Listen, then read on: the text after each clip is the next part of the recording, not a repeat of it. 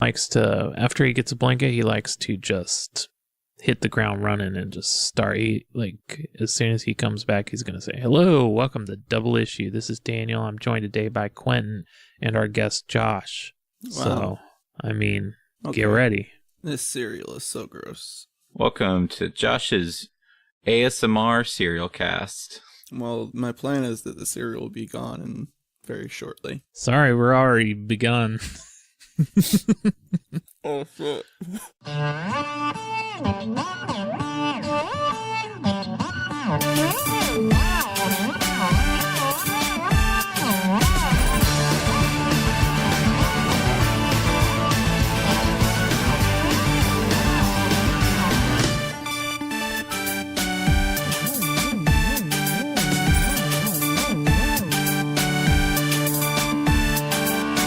Hey, welcome to Double Issue. I'm Daniel. I'm Quentin. And this week, we are shared by a special guest. Oh. We're shared? Shared is a weird word to say there. I'm sorry. I'll do that again. Nope, it's too late now. This week, we're joined by a special guest. That's me. Josh. Again. Hello, Josh. Hello. So this is Double Issue, a fiction podcast. One week, we will tell stories, and the next week, we'll do a world-building episode where we talk about the world. This is one of those world-building episodes. It's part of our follow-up month. It's not a month, it's a whole season. Sorry, follow-up season. The season of fall. This is part 2 of the Citadel episode we recorded a long time ago with Josh. I don't think people have to go back to that episode if they're starting here. But yeah, the Citadel is a place in our world based in northern Michigan, and it's where the epicenter of a lot of superhero stuff started. And it's like a city-state. Yeah. At some point, a spaceship ripped through the multiverse and punctured our world and started leaking in some power supply that radiates into everyone and gives them superpowers. So before we get into this one, I got a little bits. Oh, roll that beautiful little bits theme. Do-do-do-do-do-do-do-do-do. Little bits. Daniel's little bits. Last week, Daniel mentioned that Josh and him argued about superpowered science once. I think Josh and I had this argument about superhero powers a long time ago. So I thought it was funny that it came up here. Because we talked about, like, the physics. Like, is it one power to heat water? Or is that a separate power from, like, speed up objects? I don't want to reopen any old wounds you guys have, but I do want you guys to draw blood. Okay. Oh, okay. We need to up that shark demographic of our audience. Well, it's pretty easy for me to draw blood on Daniel because he's dumb. And I bleed like a peach. Do peaches bleed? Do your all peaches not bleed? Maybe I've got peaches confused with something else. Blood peaches? Oh yeah, I do live in a haunted manor. I do. And every time I bite into this peach, it just starts streaming blood. And I go, not again. And then I get weirded out, I throw it away, and it's back in the same spot the next morning. So, we were playing Mutants and Masterminds, and we were making characters, because that's how we always played Mutants and Masterminds. Because that's all we ever do in most of the RPGs we play. We just make characters. And it wasn't even one of our characters, I'm pretty sure. Or maybe it was your character. But you were trying to decide whether to give them the power of heat and cold, like temperature control, or like molecular speed up. And I think the argument was like, one of us was like, well, that's the same thing. You're just using it different ways. And it's whether or not the rules allow for that. And the other was like, those are two separate things scientifically. And we really got into it for like 45 minutes. Do you even remember what side of the argument either of us was on? So we could pick back up. I was going to say, since you don't remember, I'll just conjecture. I think I was on the side of saying it was both. If you had the ability to move molecules faster, you could also heat something up or cool it down. And I think you were like, no. And I think now that I'm looking back, you were arguing purely from the rule book side of things. Okay, yeah. And I think I was arguing purely from the scientific side. And now I feel really more dumb than I should about this argument. Because it's already a dumb argument. Yeah, I was thinking, like, well, they are pretty close to the same thing in science, but if we're making characters in an RPG, you kind of have to stick with what the rules actually allow. You can't just be like, theoretically, they're the same thing, so I can use all of my powers to do whatever I want. I have the power to bend reality. Done. Character made. One descriptive word. Character made. I disagree, sir. I disagree. Still sticking with Daniel's dumb. Josh, how dare you? How can you even? Guys, calm it. Everyone has offended everyone. We all got a little heated there. Yeah. So I had one other little bit while we're doing little bits. Oh my God, this is an eternity of little bits. Go ahead. Little bits, you can't have multiple little bits. If you have a string of little bits, it's no longer little. If you don't have more than one bit, it's just a little bit. It's not little bits. It's plural. Okay, fine. This is just to say, after last week's big blow up about Little Bits, the toy line, that I made the claim that they stole our name Little Bits, I've been getting a whole lot of commercials on Facebook and Oh the yeah, internet no, for Little I've Bits. just been getting nonstop ads for little bits on Facebook. They are really pushing it now that I've opened that floodgate. All right, it's minute 2 of our show right now, and here we are. We definitely haven't been talking about random stuff for 15 minutes. So last time on the Citadel, we said we were going to create some teams. We said we would each create an A team, a B team, and a C team, like different power levels and popularity. And we've hit a like 66.6 repeating % rate on that target. No way. You did more than 3. Well, Daniel and I both got extra credit, so it's about a C. We did a C on that homework. Yeah. It was group work, and we made a C. You know what? Someone has to bring the group down. It's just how group work works. So how do we want to do this? Do you have an overall theme for your teams, Daniel, or is it kind of piecemeal? Yeah, I've got some themed teams. No, I mean, your whole work as a whole, is there a thesis there? Oh, no. Okay, because I have a thesis and I would like to state it right now. Okay, go first. Okay, my A team is the C team. My C team is the A team. My B team is, of course, the B team. Is that their name and title? No, it's a joke that will become clear throughout this episode. Oh, okay. So what end did we want to start off with? Good or bad? I'll start with my C team. Okay, go ahead. It's they're all circus performers. Oh. Okay. Whoa. I've tried so many times over the past few weeks to think of a theme for a team, and it never worked. It just worked. It's clicking. They're circus performers. It's a C team, so I don't need anything else. What? They're all circus themed. You need some like names. The bearded lady and the fire breather. The one that throws knives. Yeah. All I needed was for the pressure to be on, man.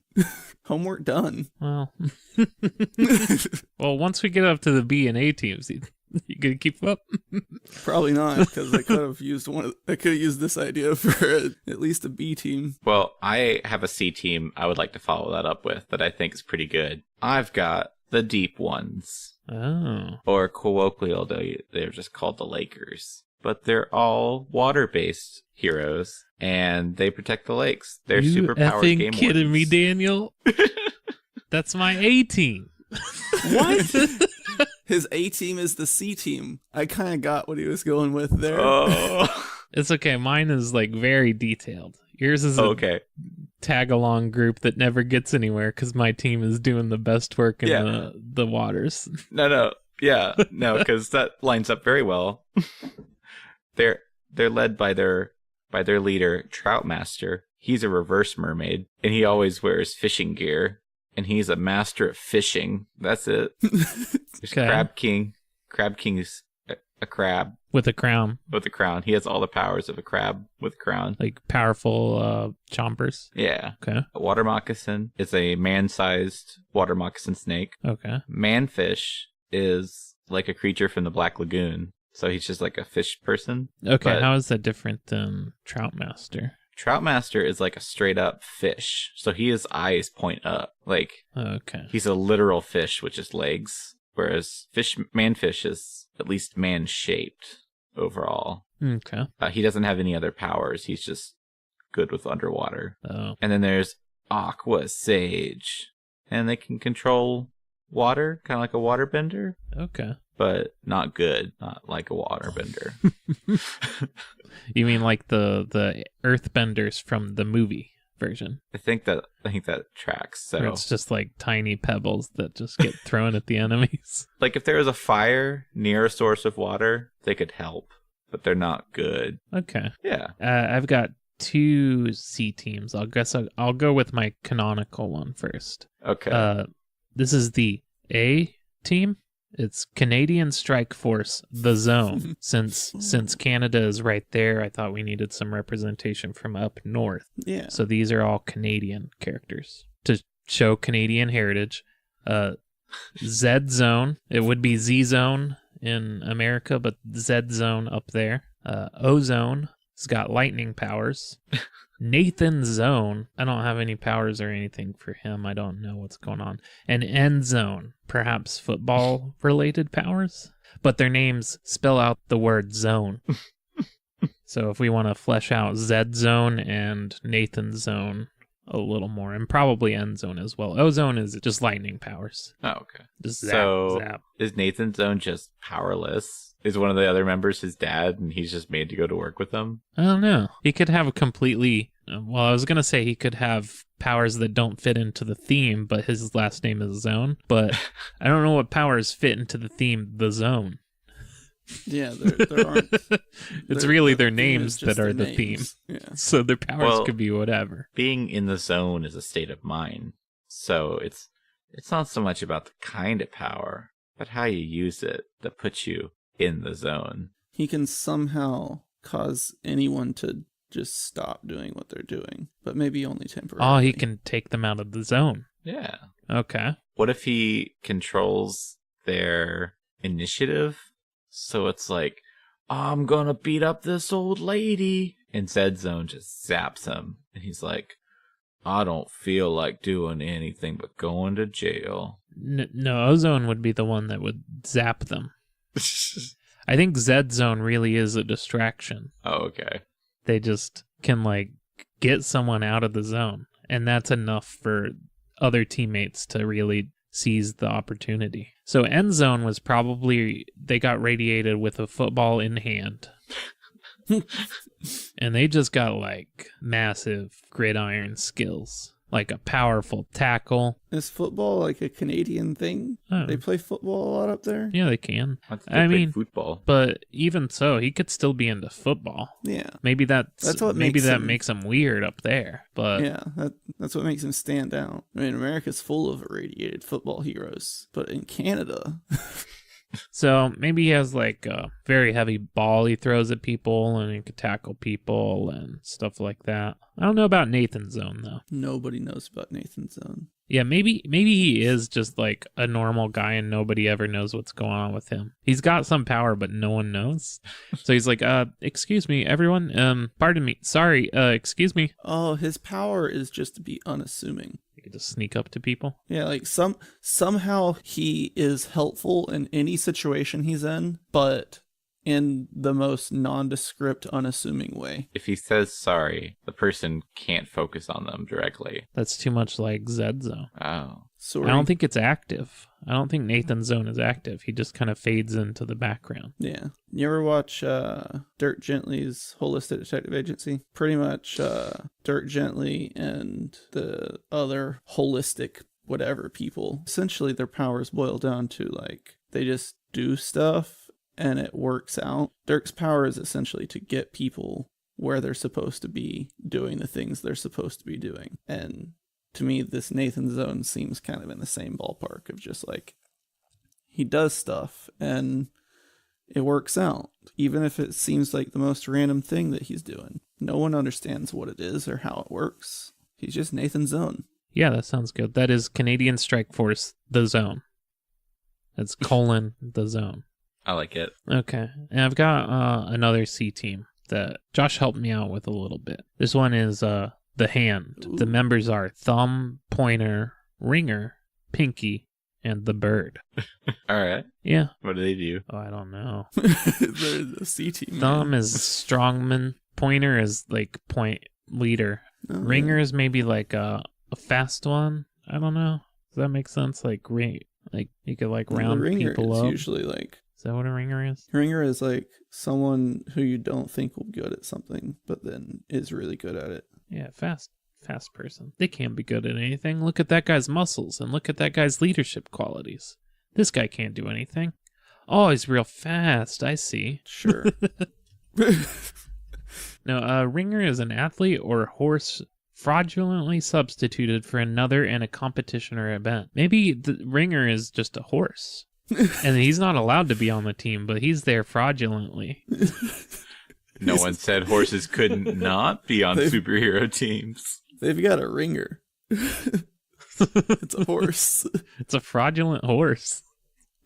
Well, they used to have another guy on the team, but he tragically died. So they just used his license with this random retired police horse. What does the horse do? They run fast. Oh, okay. So Horse things, Josh. You're still sticking with fast guy, but it's a horse now.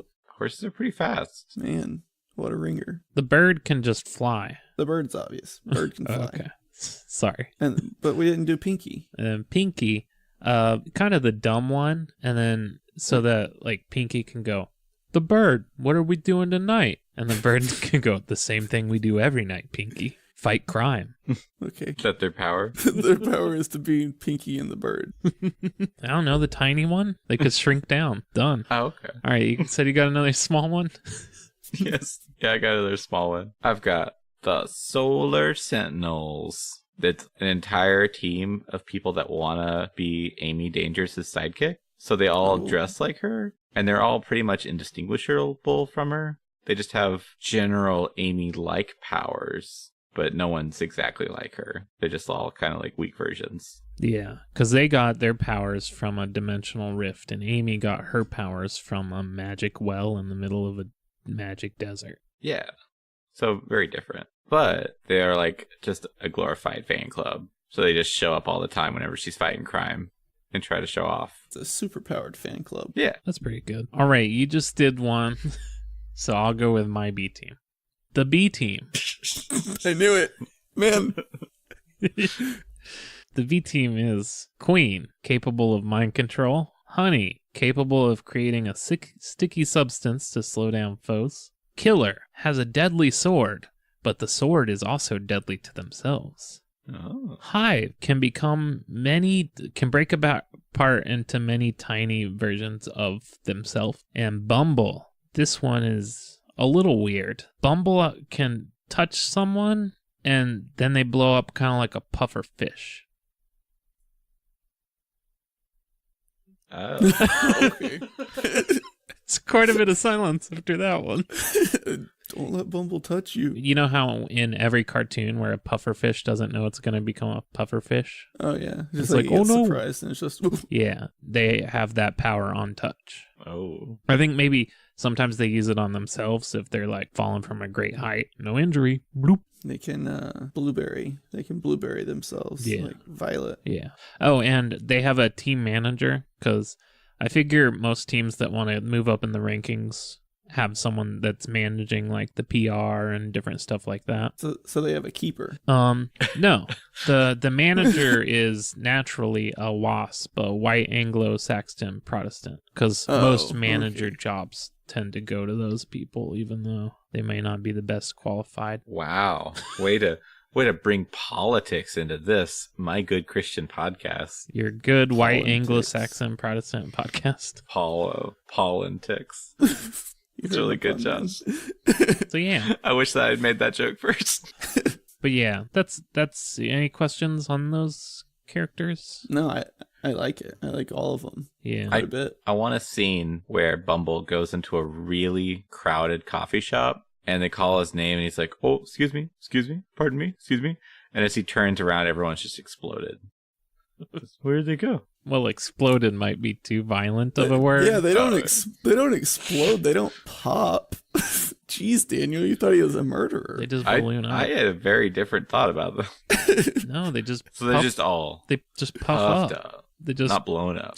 they blow up like a balloon, not like dynamite. Like an allergic reaction. They just like swell Yeah. up, but in a comically extreme way. Yeah. Okay. I don't know. Okay. The one that's most interesting to me is Killer with their Yeah. deadly sword, but it's deadly for them as well. But isn't any sword dangerous to you as well? No, not in this way. And that's Oh. where I don't know. Well, tell us, how does his sword work? I don't know. That's what I was saying is that Oh. making something like a bee's stinger, Yeah. So, like, any cut he gives someone with the sword, he gets himself too? that might be Oh, and interesting. then he's just like covered in scars. Like a cursed sword. He has to be economical with his sword slashes. That seems like it'd be almost too debilitating. Yeah. Like, what if it's he can slash, like it's the same thing, but if he has armor over that area, or if he has like special preparation for that part of his body, it mitigates the damage. So he has to aim his shots very precisely to where he has armor. See, that's interesting. Or what if the pain caused by the slashes, he takes the pain of them? Okay, yeah. Ooh, what if it's the other person gets no pain from them? Oh. That might be too OP for him, because then they just don't know you're cutting them. Oh yeah. Pain is a good response when you're being cut with a sword, actually.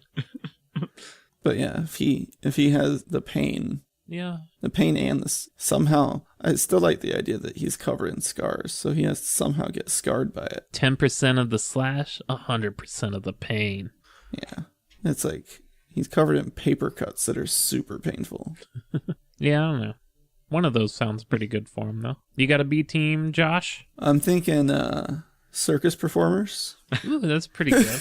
Now you have to know their names. The bearded lady, her beard grows, so she has like control over her hair growth. I mean, at some point she just did normal head hair growth, but then she realized she could control the length of her beard also. And that's when she joined the circus team. And she just like can wait, hold on, didn't we have hair control before? Hair control was suggested as part of the Centauri power set. But yeah, she has hair control. Bearded lady can like tie people up with her hair, or like whip people or whatnot. This is the wife of Black Bolt of the Inhumans, Oh yeah, But with a beard. but with a beard. Yeah. sure. And Pyro. Wait, Pyro seems like too generic of a name. There's probably already a Pyro. There's Fire Breather. Yeah, are you in this He Google said that Docs? was his name. I guess it's what? Are you in the Google No. Docs? Of course not, man. The big fat nothings. What? Dude, that's when That's what we you had said nothing. their name was. The big fat nothing. Oh, okay. See, I think my story is a story of how a C team slowly worked their way up to being an A team. By becoming more Because all I'm gonna- descriptive. Yeah.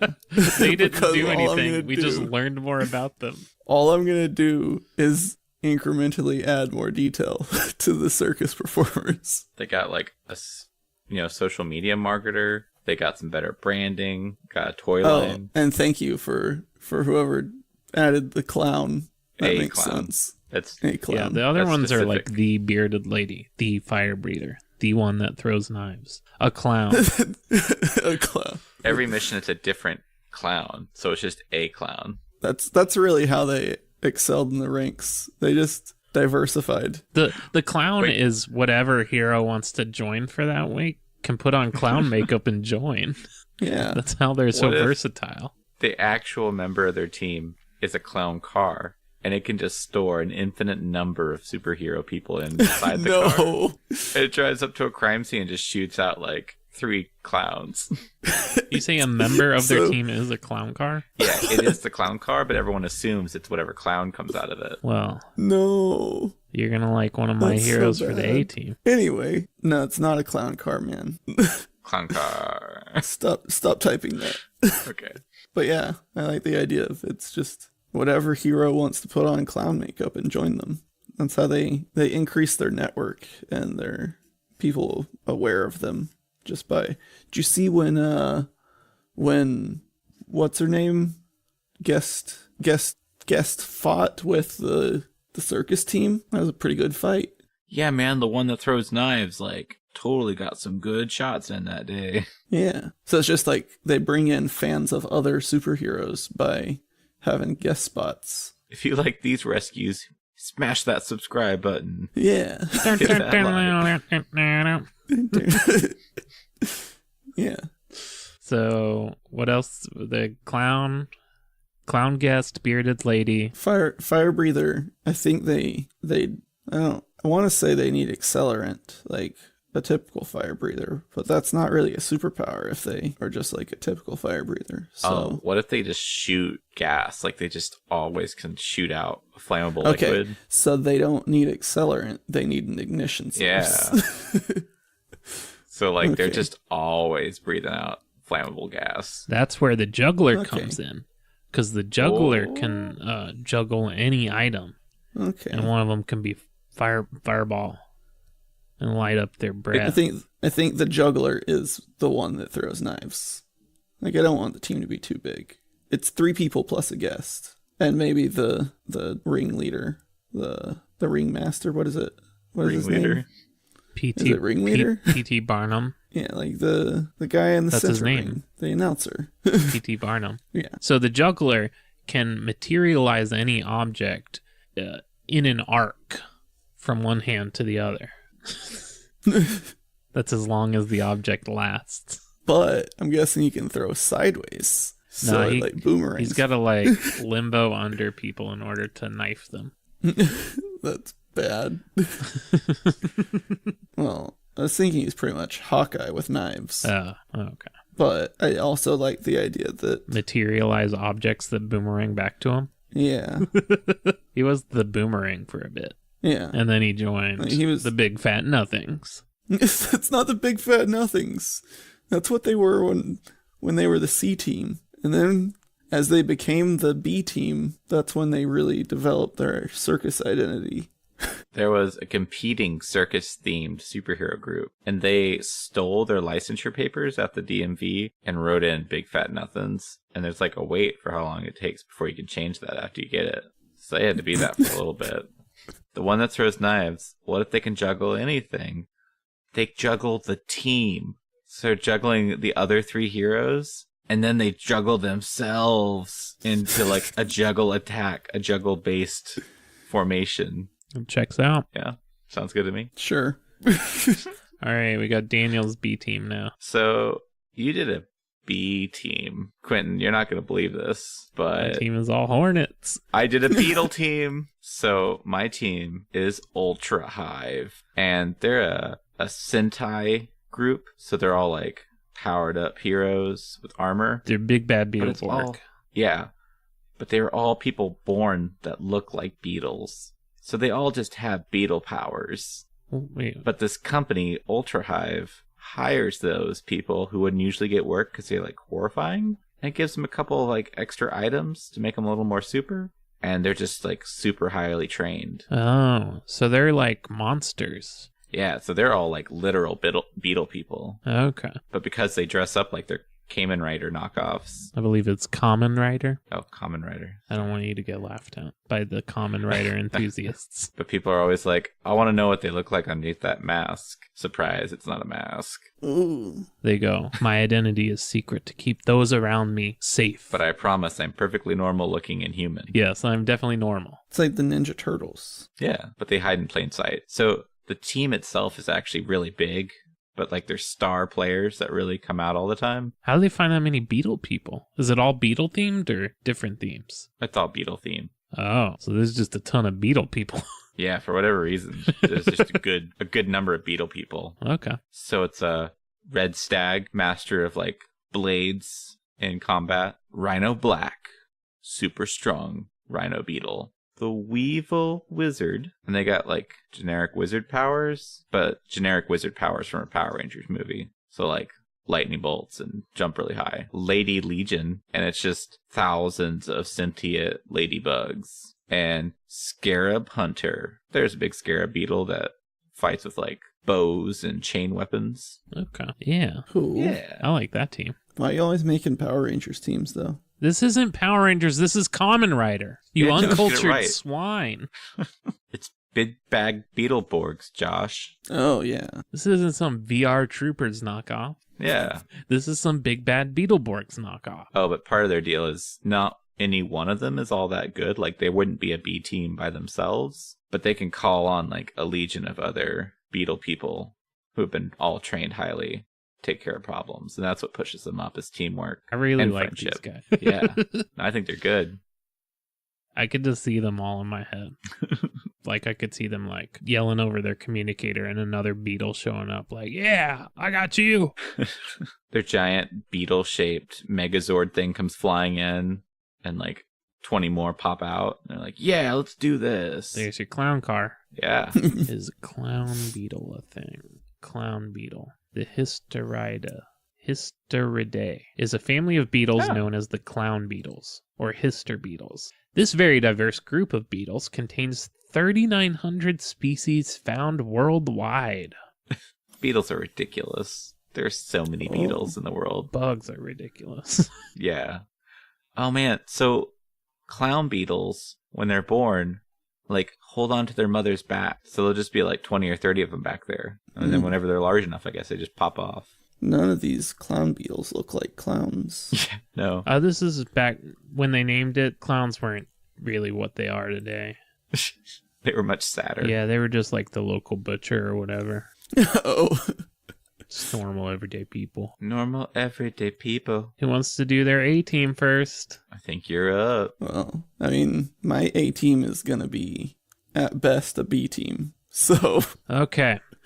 My A-team. The long-awaited C-team, whose thunder has not been stolen by some other dumb team. The Brotherhood of Fish. Oh. Or, I imagine maybe their comic is called Fish Court. Oh. One member is Prince Sidron. They are an exiled Martian. They always wanted to be one of the royals, but you can't just become a royal person. So at one point they maybe they worked on the security force for the castle or whatever they got going on down underneath the sea, but they plotted to steal one of the weapons of power. And of course, they were caught, and then they were going to be executed for their crimes under the sea. And then they fled, which I decided was a shameful act in Martian culture. And then they wandered aimlessly for a bit on the land. And then they finally found out they could get the power they were seeking by getting some of that Citadel radiation. So now they're a super-powered Martian. Okay. Also a bit of lore here. Sidron is the Martian word for, I don't know what it was going to be, like without power or weakling or land person or something. I don't know. But like, they're the prince of not a good thing kind of deal, is what their name is. Okay, this one is a little weird, and my least fleshed out one. Natalia? Google a Nautilus? Oh, yeah. Natalia. And it's just like that weird fishy thing, but a person. Maybe that's their head. I don't know. I didn't spend a whole lot of time on this. But their name is like Natalie plus Natalidae or Nautilus. A weird kind of shell-like squid-looking thing. But I imagine they're good underwater because of that. Next we have Sonar. Sonar is terrified of the water. But when they're in water, they have like unparalleled sonar abilities that they don't even have to like to get back. Just like their skin being in the water sends out like a natural pulse, and then they can have like instant awareness of their surroundings underwater. But they hate being underwater. Yeah, I mean, maybe that's why, part of why they have a fear of water. It's just like it's an overwhelming sensation. But I imagine they help the team by like staying out in the boat and then just like dipping a finger in and keeping them informed. The next one is Flying Manta. Someone that's got like manta ray like wings, and she could fly with them. And so for a while she tried to be a land hero, and she would fly around in them, but they weren't that great for regular flight because they're manta ray wings, and she wasn't getting anywhere in her teams Like they were kind of leaving her behind because all she had was flight. But then she joined the underwater team and embraced her water side and was really good under there, like great mobility and everything. I like it. I like it. Yeah. And now we have kaiju. Kaiju is a small, roughly humanoid kaiju that came through. Oh.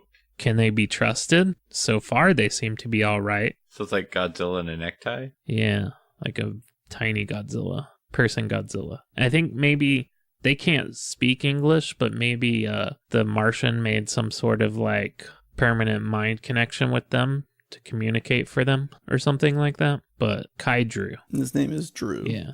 Is roughly translated to something vaguely like Drew. I like it. I'm just imagining Drew Carey, but in a Godzilla suit.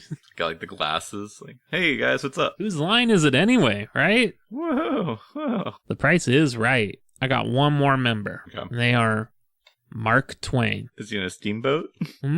Close. They can be a steamboat. Oh. They can transform into anything that they know the complete structure of. And as a kid, they studied like a lot of boats.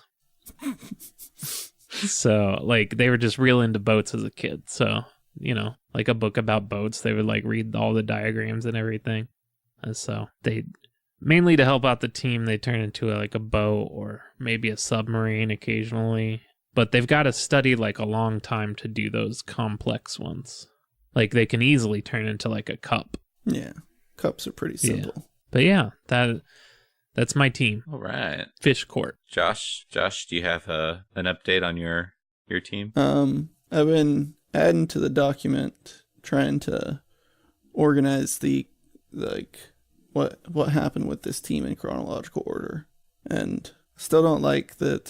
Supposedly they had a team name of Big Fat Nothings. I think they started out as just like the bearded lady and the fire breather, and then like they realized that they had the potential, like they were not the bearded lady and fire breather whenever they were a C rank partnership.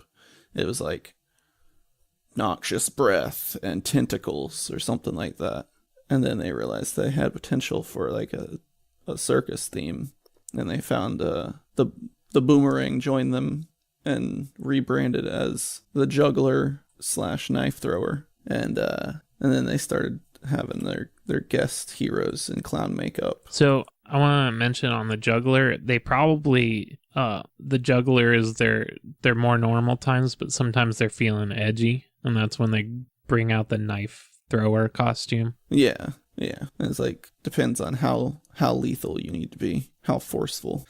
Josh, but yeah.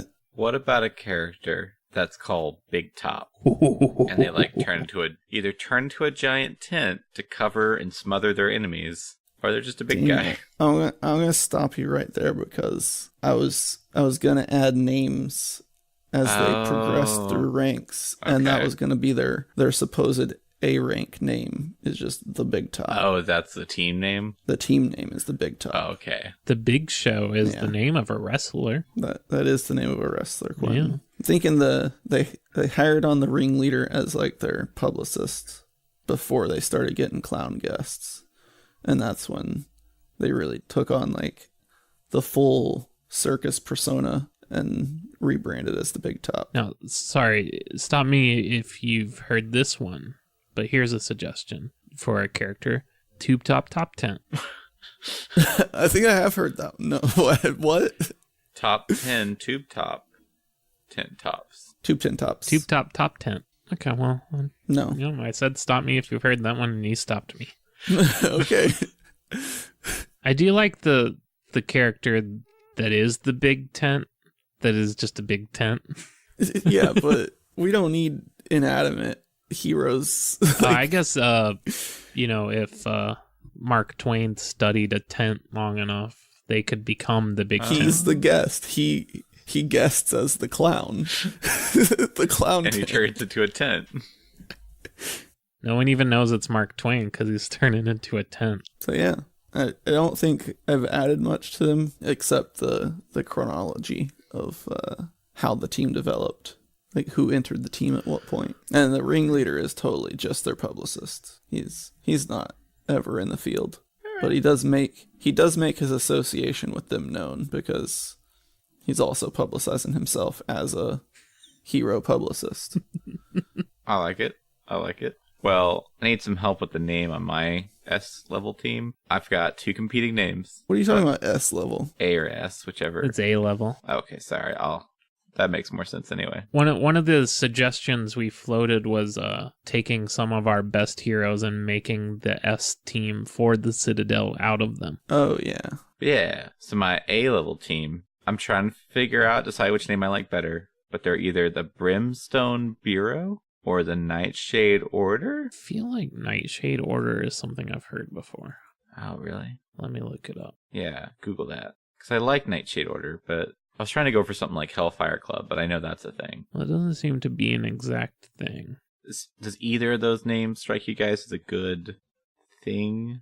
It's a paranormal team. They're a very Justice League Dark team. They have all ghost and psychic powers. Okay. I think I like Brimstone Bureau a little more, but I don't know. I might just put Nightshade Order in my back pocket for later. I can think on that one. But I like Brimstone Bureau because the idea is this is an investigator detective agency all based around cult and dark magic problems. So it all started when a street preacher discovered a way to collect and use ectoplasm to do ghost stuff. So that's Ecto Priest. So he's like a gadget hero, but it's all ectoplasm based. So he's got ghost grenades that temporarily make people like leave their bodies for a second.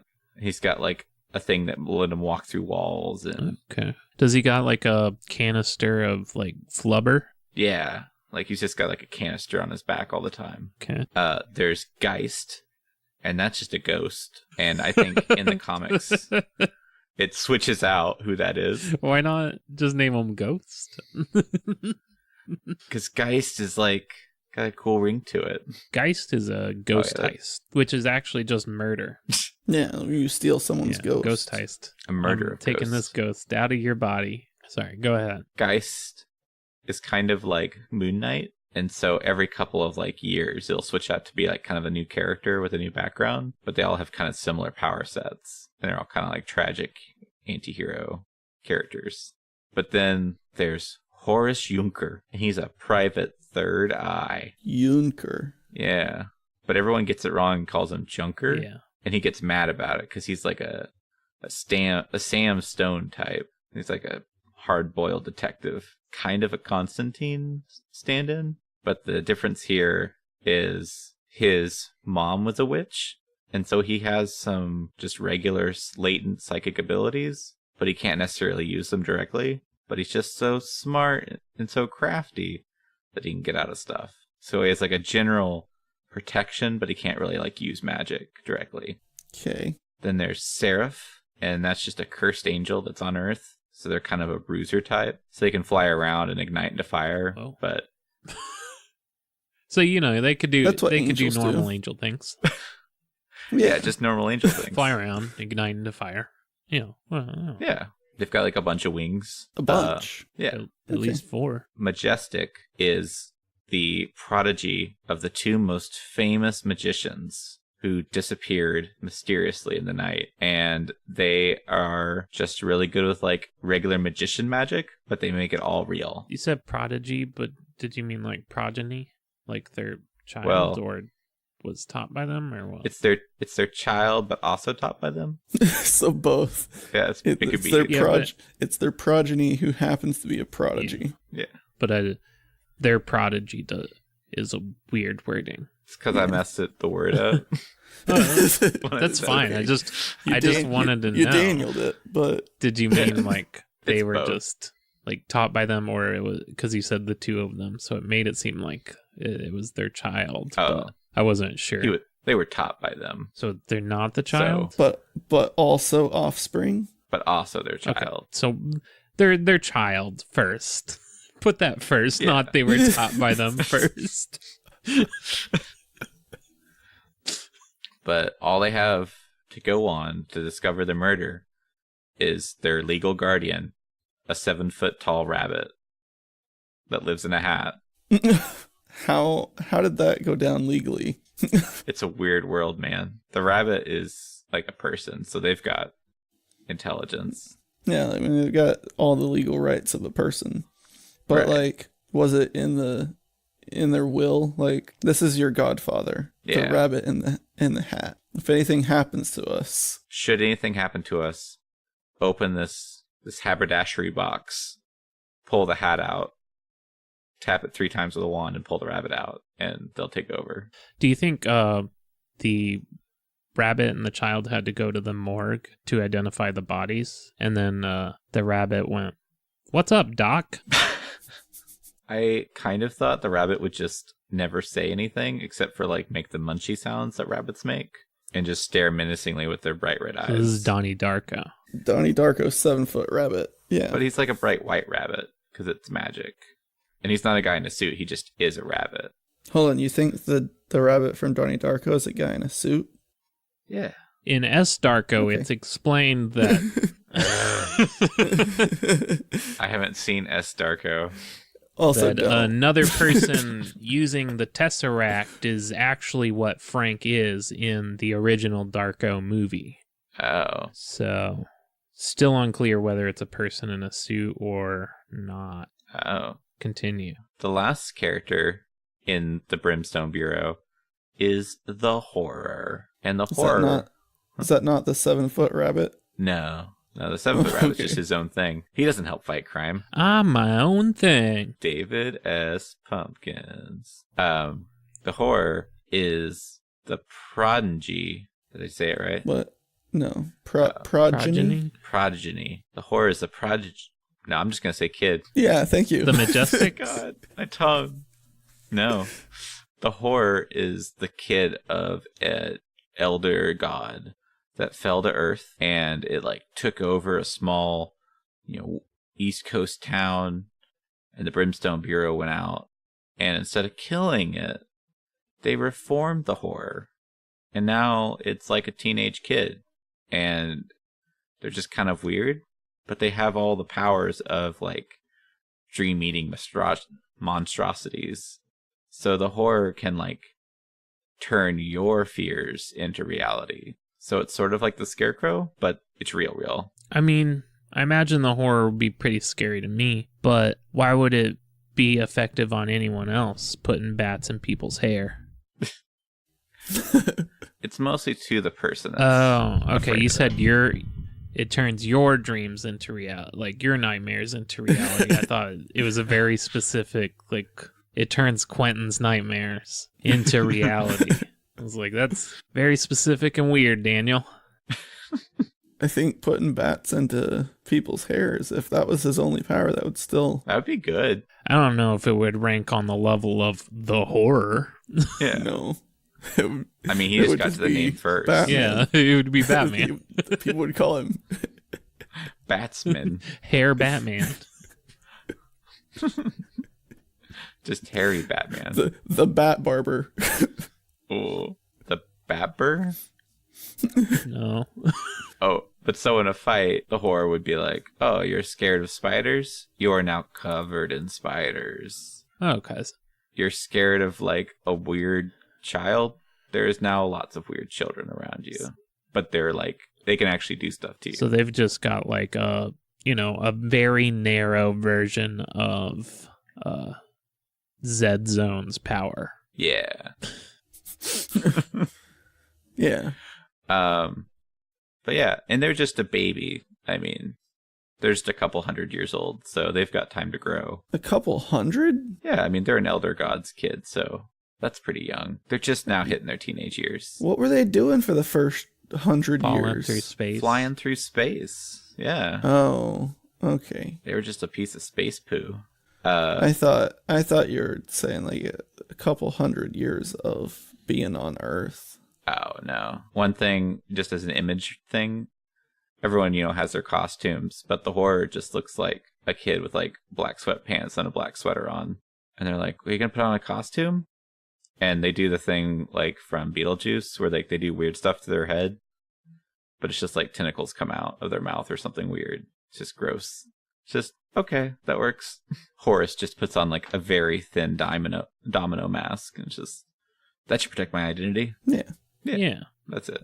So did we get to the end? Yeah, I just have a couple of joke teams. Oh, okay. Yeah. So I actually, now that I'm remembering, I think we actually talked about this one, but I have the elites, our Fraser and Niles team. Yeah, we we covered definitely that talked about that one. Yeah, so we can probably skip them.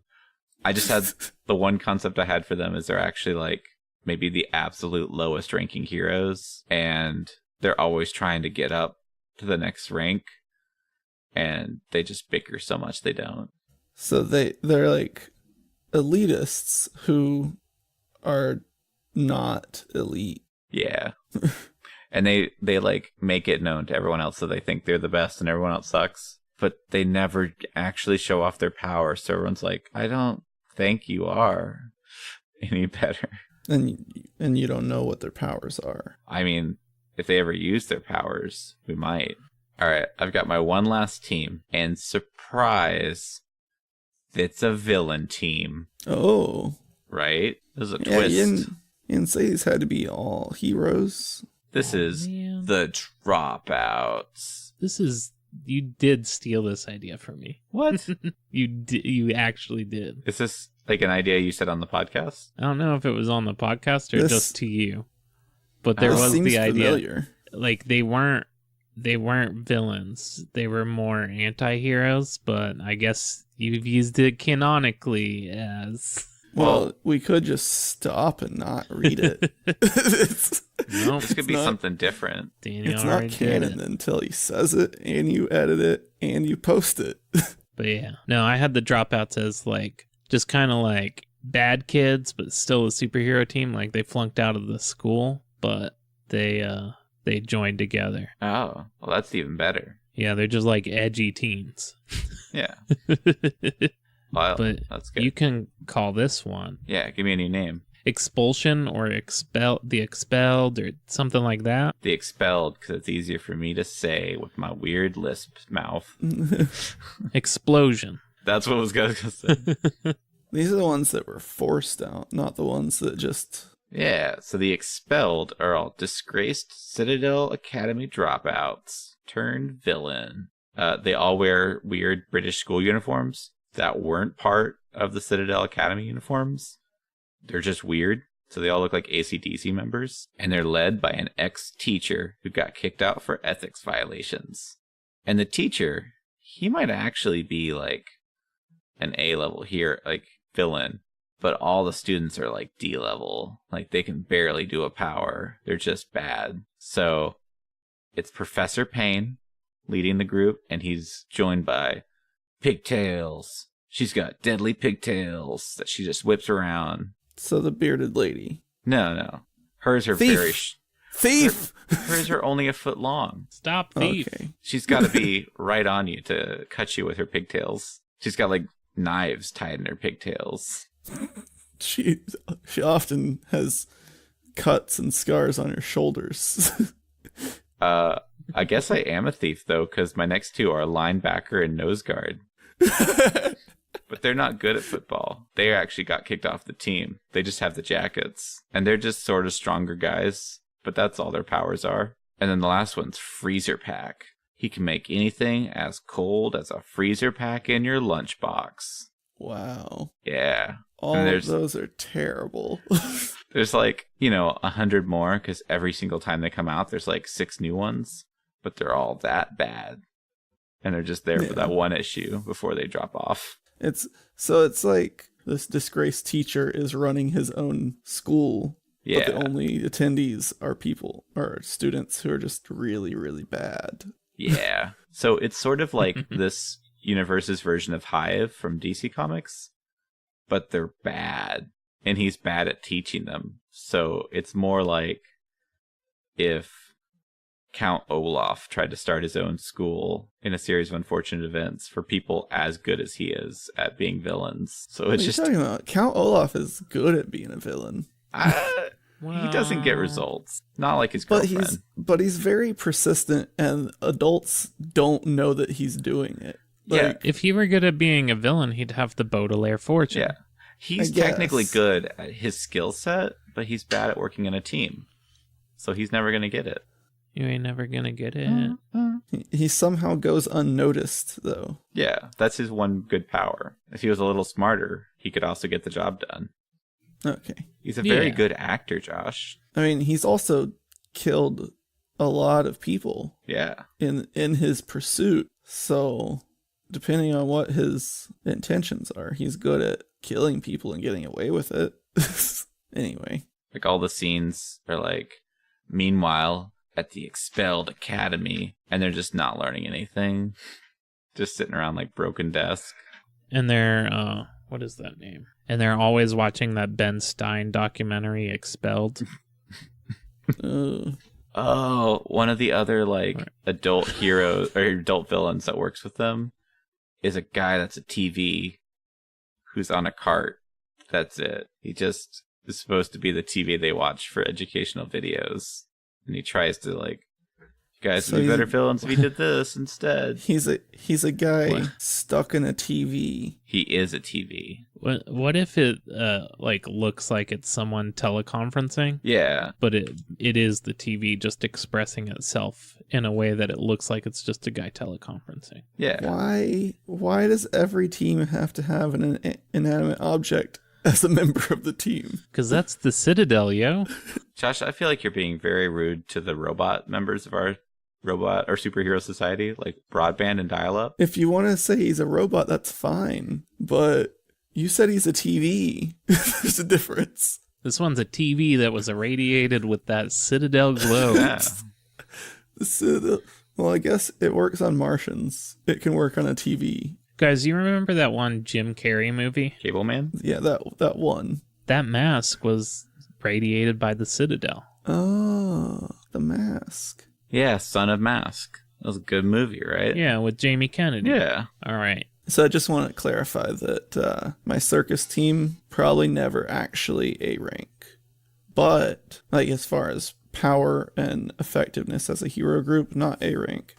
But popularity-wise, they definitely got to be as popular as some of the A rank teams, just from their publicity efforts and their guest stars. Yeah, only because they had Amy Dangerous guest star as the clown one. That was a big catch. That was a big get. Yeah, that was a big get. That was a bad get. They also had the baguette guest star as the clown once, but he guest starred as a mime. That's all, folks. One of my mom friends on Facebook was like, my kid, whenever we play Legos, just always wants to be the bread ninja. And it was like just a regular Lego guy with a baguette. But I was like, that could be a double issue character. It is now. The baguette. The baguette. Just a bread ninja. Are we wrapping up now? Yeah, I think so. Okay. We didn't make an S team, but oh well. Yeah. We were supposed to steal one character from each of our good teams to build our S rank team. I don't think any of them are coherent enough to be a team. Flying Manta or Natalia probably could have joined the high ranks. You mean the one that you don't have a description for? Yeah, and that's why she can leave the team easily. Okay. She's too powerful for them. Who from your B team? Let's see. Oh, B team wouldn't even make it up there. Oh, okay. Yeah, Anyone it's only from the 8. zone? Who from your bureau could leave to be greater? I mean, I think Seraph is the easiest to move. Yeah, that was my top pick. Like Ecto Priest, I just don't think would be interested in anybody else's like going ons. Geist and Horror. Geist is revolving. Yeah, and the Horror is probably just doing whatever Ecto Priest tells him. I mean, maybe Majestic eventually. Yeah, I think once they grow up a little more, they could move up. Yeah. Who from the big fat nothings would? Maybe just the ringleader. Publicist. He just branches out and gets some. I started an people. Agency. Yeah. I signed on the Citadel Force. Yeah, he's the one who draws these other people out of the A teams into an S rank team. Okay, I guess we can wrap up now. Just sell it and scramble eggs. Do you guys got any recommendations this week? I have to recommend Forza Horizon. I haven't played it yet, but I hear it's good. And I'm recommending dyslexicadvantage.org. They had an article called Comics and Dyslexia, Curious Connection. It seems like a cool site. What's that? Did you read that article? Yeah. It's really short. What's that about? Let me pull it back up. It's like a researcher or an author was talking about that there's a lot of people that report using comics as like their first learning for reading who are also dyslexic. And so the suggestion is from a couple of different people that he lists out that kids that are dyslexic can learn to read easier with a comic book. And that's kind of my history of comics too. So I just thought it was really interesting. Yeah. And at the end of that article, they've got like a bunch of related posts, and I read through like 3 or 4 of them, and they all kind of are all similar and seem to all be written from people that are also dyslexic. So I thought that was interesting. That's pretty cool. Yeah. I don't have anything because I don't. Well, 1, I didn't know that I needed to have anything, and also 2, I don't prepare. Well, What's something you've been enjoying recently? Oh, I've been binging on RuneScape, but I'm also burnt out on that, so I wouldn't necessarily suggest it right now. Wait until you're ready. If it's your thing, I mean, if you have played RuneScape in the past, like a lot of people, they brought back the wilderness. That was 10 years ago, Quentin.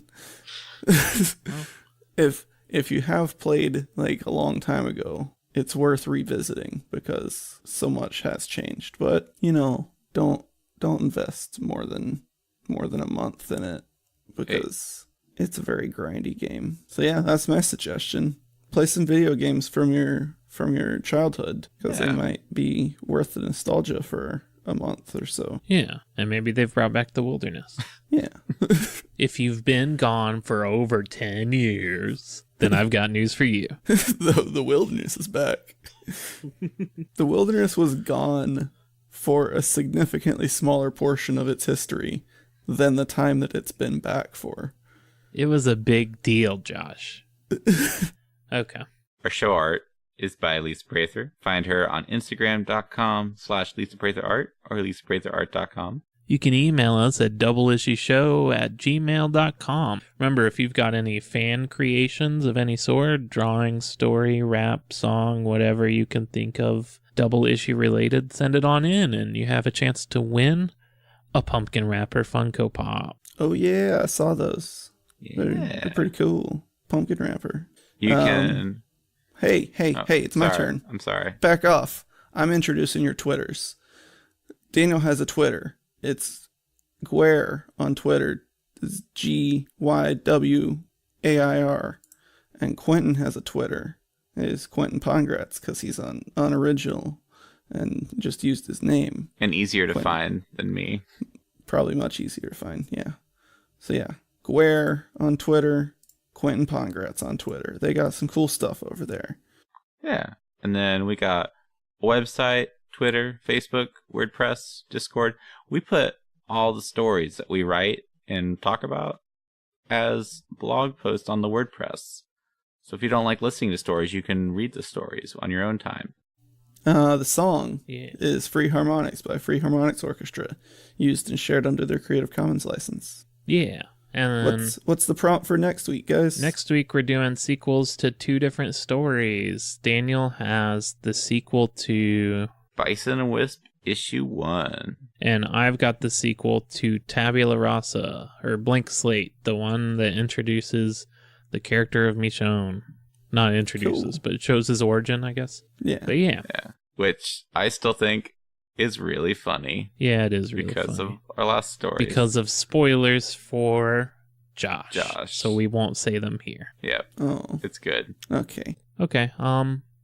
Goodbye. Bye. I'm not sure if I needed that explained to me. It's not a good one. But also, looking back, I'm not sure Donnie Darko is a good one either.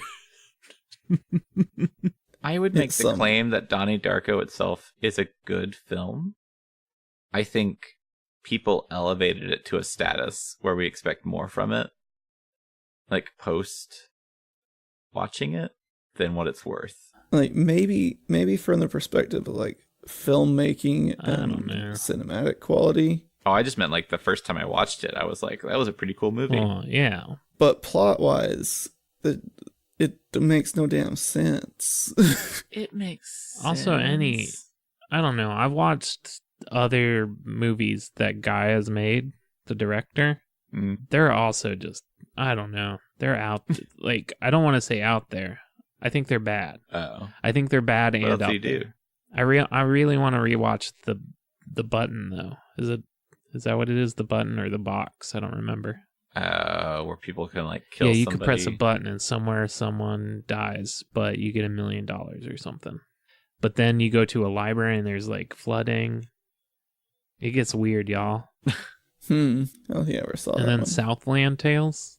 That one was terrible as well. And he's all by Yes. the same guy. They're all movies that I hated watching.